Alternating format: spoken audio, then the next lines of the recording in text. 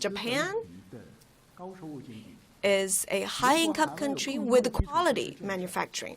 Now, if there is big demand for infrastructure development in developing countries, and then that would be able to absorb some capacity of the manufacturing industry of Japan. So my first suggestion would be for Japan to be actively involved in the Belt and Road Initiative proposed by China, focusing on the infrastructure development overseas, hence creating exports of the Japanese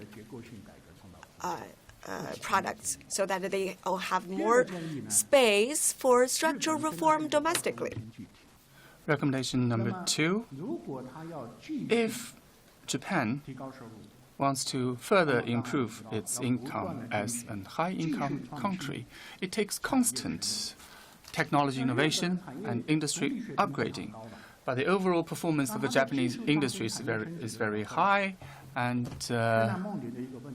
if they want to further upgrade their industries, the challenge is that, yes, Japan is the third largest economy in the world, well then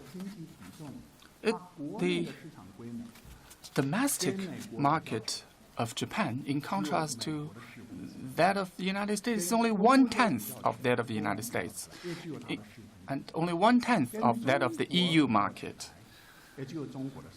or 1/3 that of the Chinese domestic market. And if you want to innovate on the information technology, the high-end new technologies, then it has a lot to do with the size of the market, with the scale. Because once you have an innovation, the bigger the market that you find yourselves in, the lower the cost with scale production, the more probable that your standard will become a global standard.